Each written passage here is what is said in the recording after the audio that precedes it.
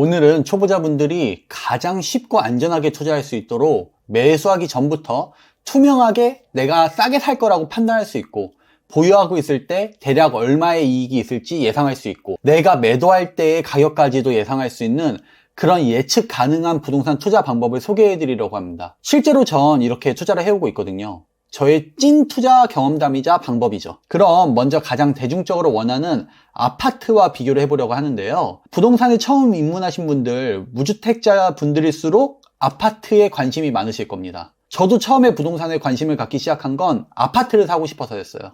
이건 저의 찐 경험담인데요. 진짜 아파트 사는 게 생각보다 어렵습니다. 이거 한번 봐볼까요? 아파트가 어디 옮겨 다니는 것도 아니잖아요. 그 자리 그대로 있거든요. 그 상품성이 유지가 되는데 가격이 이렇게 올랐다 내렸다는 이유가 무엇일까요? 이게 이유가 한 가지면 너무 좋겠는데요. 사실 유동성, 금리, 경기, 공급량, 전세가율, 미분양, 심리 등등 이게 끝이 아니에요. 더 여러 가지가 복합적으로 영향을 미쳐요. 요즘엔 또 글로벌 정세까지 다 영향을 미치잖아요. 근데 예를 들어서 유동성과 금리만 보면 매매 가격이 상승할 수 있는 상황인데, 동시에 전세가율, 경기, 공급량이 매매 가격을 하락시킬 수 있는 요인일 수도 있다는 거죠.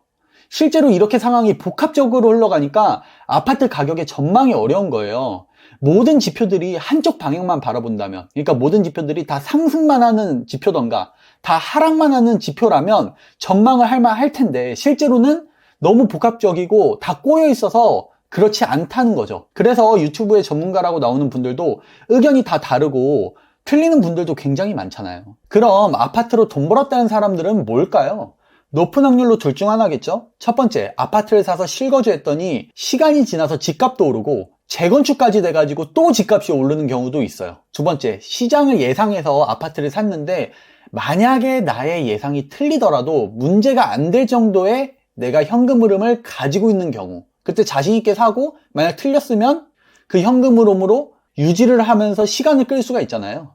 근데 많은 부동산 초보자분들은 우량한 아파트를 매수할 돈이 부족하거나 영끌에서 투자금이 되어도 만약 상황이 안 좋게 흘러가면 되돌리기가 굉장히 어려운 상황에 처하게 되죠. 그래서 처음 투자하는 게 굉장히 어려운 거 아니겠어요? 그럼 부동산 초보들에게 어떤 투자가 유리할까요? 어떤 투자가 시작하기 쉽고 수익을 내기도 편할까요? 그건 바로 매수하는 그 순간부터 나의 이익이 보장되는 형태의 투자가 유리합니다. 그래야 안심하고 안전하게 투자할 수 있잖아요. 실행하기도 쉬워지고요. 보통 수익형 자산이 이렇거든요. 로직이 이래요. 수익률로 자산을 평가하는 게 기본적인 로직이기 때문이에요. 예를 들어 볼게요. 내가 1억을 실제로 투자해서 1년에 6천만 원 정도 순이익이 난다면 투자금 대비 수익률이 60%잖아요. 이거 전혀 어렵지 않죠. 그럼 이 부동산이 진짜 내 투자금 대비 수익률이 60%가 될지, 진짜 순이익 1년에 6천만 원이 발생할 수 있는 부동산인지만 정확하게 알 수 있으면 결정하는데 어렵지 않겠죠? 그리고 이렇게 순수익이 나는 게 확실하다면 내가 매도할 때 가격도 예상할 수 있어요. 그 동네에 건물을 매도할 때 수익률이 현금으로 매수할 기준으로 10%라고 가정해 볼게요. 이거 그냥 예시입니다. 실제로는 조금 더 복잡할 수 있어요. 일단 이게 동네 시세 기준이라고 보자는 거예요. 대출 안 끼고 현금으로만 순수하게 샀을 때 수익률이 10%예요. 그러면 1년에 7천만 원 월세 나오는 건물이라면 건물 매도 예상 가격은 7억이겠네요. 근데 내가 그 건물을 4억에 매수했다면 예상이익이 3억 정도 되겠네요. 이게 아주 간단하게 설명하기 위해서 단순화했지만 이게 바로 기본 컨셉이거든요. 물론 수도권에서는 평당가 기준으로 얘기하기도 하지만 그런 기준들을 한 번만 알면 되니까요. 그러니까 이런 로직 아래에서 내가 정말 순이익을 저렇게 낼 수 있는지, 그런 물건과 지역인지, 매도할 때 정말 7억에 팔 수 있을지, 이런 것들을 사전에 면밀히 검토하는 방법만 알면 된다는 거예요. 보세요. 아파트랑 비교하면 예측할 수 있는 범위가 차원이 다르게 많고 쉽잖아요. 그럼 예측 가능성이 높은 수익형 자산들 중에 제가 가장 추천하는 상품은 다가구, 원룸 건물이에요. 월세 받는 부동산 중에 상가가 더 좋지 않냐라고 하는 분들도 있을 수 있어요. 상가도 물론 좋죠. 근데 제가 왜 다가구를 추천하는지 말씀드려 볼게요. 상가는 바로 옆 건물, 바로 뒷골목, 심지어 건물의 같은 층이라고 해도 방향에 따라서 가치가 크게 달라져요. 임차인이 바로 옆 칸은 들어오고요. 내 상가는 공실인 경우도 허다하죠. 그럼 그 상가는 월세를 받긴커녕 팔지도 못해요. 은행 이자랑 관리비만 폭탄으로 나오는 상가를 누가 사겠어요? 제가 하고 싶은 말은 상품의 균질성이 떨어지니까 초심자한테 리스크가 있다라는 거죠. 근데 원룸은요, 조금 달라요. 앞집, 옆집, 위층, 아래층, 뭐 앞골목, 뒷골목 이런 위치에 크게 민감하지 않아요. 연식 비슷하고요. 평수 비슷하면 다 비슷하게 임차가 잘 돼요. 그렇다라는 건 인테리어만 조금 신경 쓰면 동네 시세 정도의 월세는 충분히 받을 수 있고, 그 동네가 공실이 없는 동네라면 내가 사는 물건도 공실이 거의 없을 확률이 높다는 거죠. 이렇게 예측이 쉬우니까 초보 투자자들이 접근하기 용이한 겁니다. 리스크 자체가 다른 것보다 좀 낮은 거죠. 그럼 이 투자 방법에는 장점만 있을까요? 아니에요. 모든 투자는요, 장점과 단점이 반드시 존재해요. 이것도 마찬가지입니다.